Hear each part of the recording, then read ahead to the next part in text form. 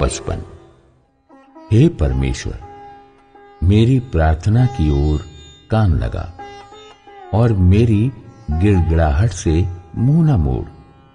मेरी ओर ध्यान देकर मुझे उत्तर दे। मैं चिंता के मारे छटपटाता हूं और व्याकुल रहता हूं, क्योंकि शत्रु कोलाहल और दुष्ट उपद्रव कर रहे हैं। वे मुझ पर दोषारोपण करते हैं और क्रोध में आकर सताते हैं। मेरा मन भीतर ही भीतर संकट में है और मृत्यु का भय मुझ में समा गया है। भय और कपकपी ने मुझे पकड़ लिया है और भय के कारण मेरे रोए रोए खड़े हो गए हैं। तब मैंने कहा, भला होता कि मेरे कबूतर के से पंख होते तो मैं उड़ जाता और विश्राम पाता।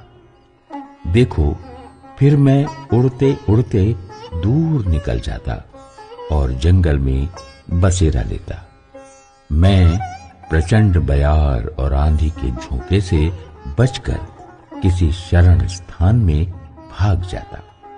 हे प्रभु, उनका सत्यानाश कर और उनकी भाषा में गड़बड़ी डाल दे, क्योंकि मैंने नगर में उपद्रव और झगड़ा देखा है।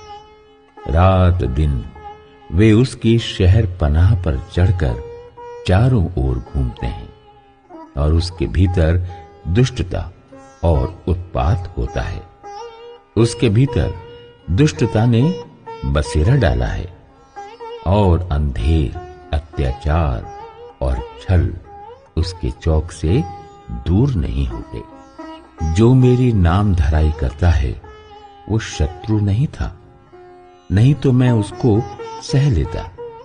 जो मेरे विरुद्ध बड़ाई मारता है वो मेरा बैरी नहीं है, नहीं तो मैं उससे छिप जाता।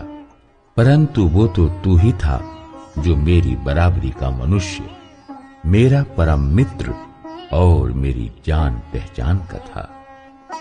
हम दोनों आपस में कैसी मीठी मीठी बातें करते थे। हम भीड़ के साथ परमेश्वर के भवन को जाते थे।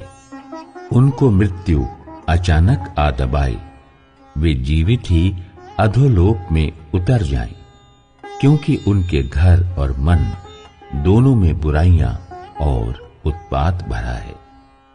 परंतु मैं तो परमेश्वर को पुकारूंगा और यहोवा मुझे बचा लेगा।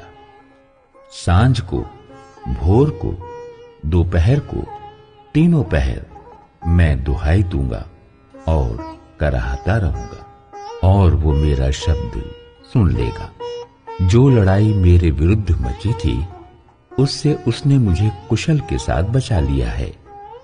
उन्होंने तो बहुतों को संग लेकर मेरा सामना किया था।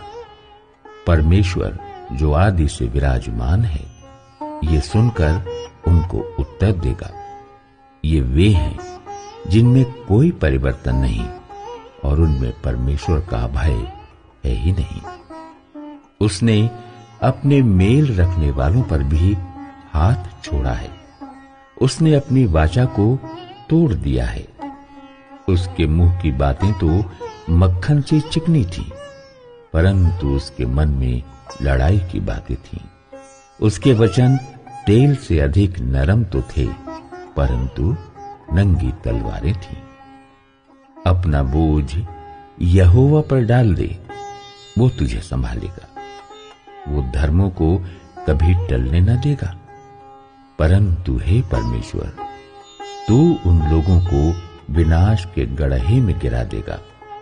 हत्यारे और छली मनुष्य अपनी आधी आयु तक भी जीवित न रहेंगे, परंतु मैं तुझ पर भरोसा रखे रहूंगा।